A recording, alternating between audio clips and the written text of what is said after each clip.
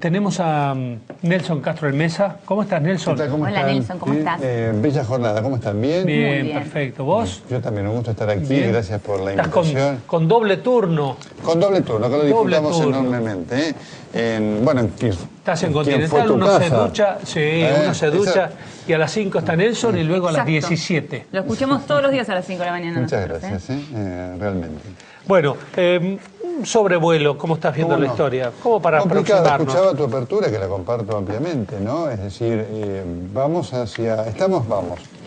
viendo un país en el cual el conflicto es el instrumento de, no solamente de construcción de poder del gobierno, sino a través del cual el gobierno gestiona la administración. Entonces esto es un problema, porque obviamente vos no tenés ninguna posibilidad de enfrentar primero los problemas como tales, porque los problemas están subordinados a lo que sea, primero, la intención del poder de mantener su poder, y segundo, en ver cómo se lo disfrazan, porque en cuanto lo reconocen, le está dando al otro la posibilidad de la crítica. Y como vos bien decías, como la crítica acá se ve como destituyente, efectivamente, desde el punto de vista de la solución de los problemas de Argentina, estamos en una complicación que no va a cambiar por el resto del tiempo que el gobierno va a durar en el mandato hasta el 2015.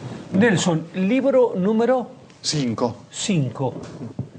La enfermedad del poder, ¿cómo se llama el anterior? El primero se llamó Enfermos de Poder. Enfermos de Sí. poder, perdón. El segundo fue el de Evita, Los últimos días de Eva. El tercero, La sorprendente historia de los vicepresidentes argentinos. El cuarto, Rivales. Y este último, Los secretos de los últimos días de Perón. Bueno, a ver un adelantito, porque ya tengo ¿De qué ganas de leerlo. contás? Bueno, mira, el libro toma desde el primer regreso de Perón, el 17 de noviembre de 1972, los 2 meses previos hasta el momento de su muerte.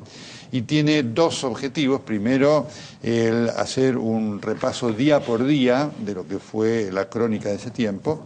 Y en el segundo objetivo, mostrar qué pasaba con la salud de Perón y cómo fue el correlato del deterioro de la salud de Perón con la situación política y la evolución política de su situación, desde un hombre que venía del exilio hasta que llegó a la presidencia. ¿Es un problema de todos la salud de un presidente? Sí, así es. Esto es lo que quiere demostrar el libro, como ha sido Enfermos de Poder, es decir, a través de los hechos, lo que yo propongo, quiero mostrar es que cuando un presidente tiene un problema de salud grave, eso produce un impacto político que afecta a la sociedad. La muerte de Perón cambió la historia, es decir, si Perón no hubiera muerto, la historia hubiera sido otra. No sabemos cómo hubiera sido, pero seguramente hubiera sido diferente. Y segundo punto, si Perón, consciente de que moría, cosa que los médicos que lo atendían sabían, pudo haber elegido un vicepresidente distinto, alguien con una capacidad de poder fuerte. Por eso digo, el tema de la salud tiene un impacto en la política real y claro que lo hace tema de Estado y de derecho de la sociedad de conocer. Nelson, ¿encontrás una similitud entre el peronismo y el kirchnerismo? Mira, encuentro una similitud entre el peronismo del 50 y el kirchnerismo. Sí. No hay similitud, y este es otro de los objetivos del libro, en este momento en el cual se reivindica la década del 70, no hay ninguna similitud entre el Perón de la década del 70 y el kirchnerismo. El león herbívoro. Herbívoro, efectivamente. Claro. Y allí nosotros en el libro encontramos cosas que yo algunas había escuchado. Por ejemplo, yo había escuchado un tema que a mí me impactó después encontrar en la documentación. Perón en noviembre del 73 llama a la oposición a la Casa de Gobierno, cosas que hacía con mucha frecuencia, y les asigna un despacho en la Casa de Gobierno. ¿Un despacho? Un despacho. Para la oposición. Para la oposición, y entonces les da credenciales a los opositores Sí. y dicen, ustedes van a venir acá los días que quieran, y cuando ustedes vengan y pidan hablar con un ministro, el ministro va a tener que ir a ese despacho a atenderlos. Él lo anuncia, pero no solamente que lo anuncia, un mes después va a la inauguración de la sala. Así que una cosa, y él dice una frase, la Casa de Gobierno no es del presidente, es de todos. Y acá gobernamos todos, Sí. el gobierno y la oposición. Ese fue un hecho que a mí, yo lo había escuchado, Cholo, no lo tenía documentado.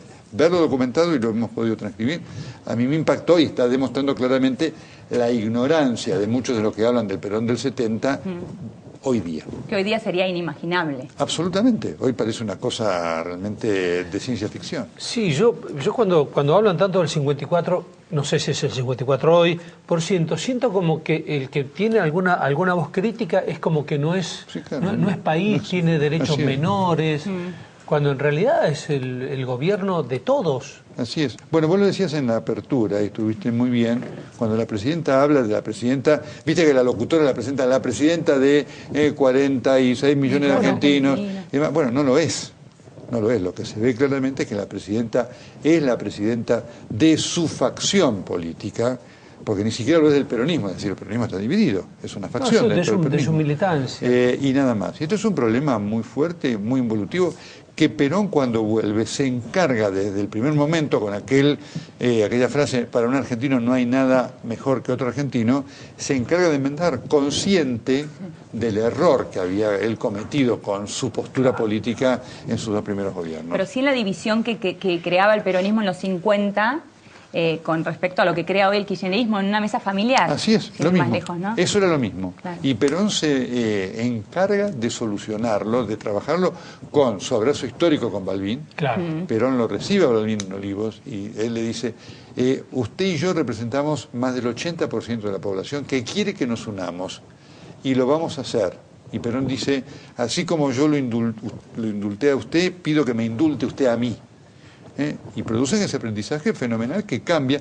Tanto es así que aquí lo describimos, Perón y Balbín había un cogobierno y estaban trabajando en 3 leyes fundamentales. La reforma de la Constitución, la ley de medios, una ley realmente muy profundamente diferente de la del peronismo, con consagración de medios privados fuertes, y la ley universitaria. Y eso lo iban a trabajar durante todo ese año 74, cosa que se frustró con la muerte de Perón. Bueno, uno de los embates más fuertes últimos, ya parece que el periodismo está un poco corrido, es contra la justicia. Sí. La justicia se está poniendo de pie, más allá de todos sus errores, de su lentitud, o de que haya jueces que no son probos. La justicia está reaccionando, saludablemente, parece. Pero por supuesto que sí, uno lo espera que así sea, porque todos han comprendido que esta reforma de la Constitución, del sistema judicial, tiene un solo objetivo: generar una justicia dicta. El gobierno tiene un discurso, a mí me hizo acordar mucho de la ley de medios.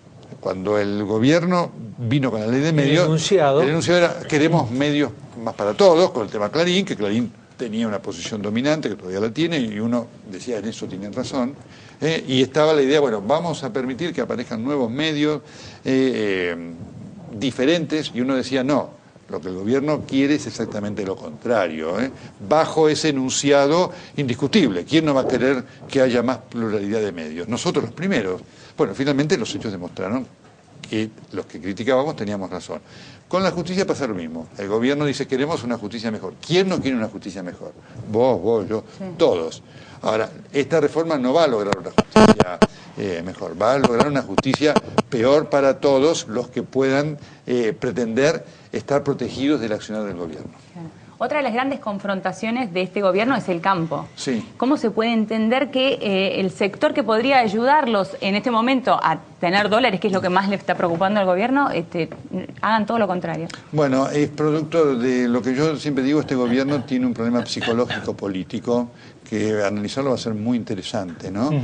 Cuando en pos de crearse enemigos termina atentando contra lo que podría ser su base principal de sustentación. Y me parece que este es un punto muy fuerte que forma parte de esa visión conspirativa que el gobierno tiene, con la cual ha construido poder, que hasta el momento le ha dado resultado, ¿no es cierto?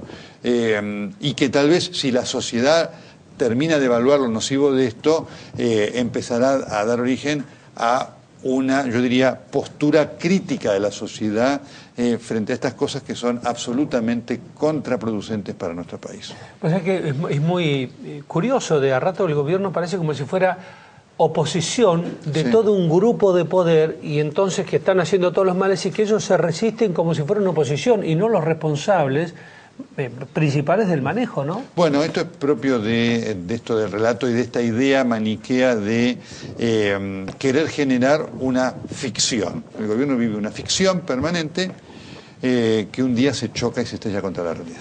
Día del periodista. Día difícil para nosotros los periodistas, y siempre digo esto, ¿no? El periodismo honesto es un instrumento fundamental para hacer a la sociedad más transparente, más decente y más plural, es decir, más democrática. Esto es lo que al gobierno le molesta. Gracias por la visita y permitime el libro que quiero cerrar con él. Es tuyo. Luego lo firmarás. Por supuesto. Aquí está, el nuevo libro, la nueva obra literaria de Nelson, amigo periodista que ha estado aquí. Gracias, Nelson. A ustedes, gracias.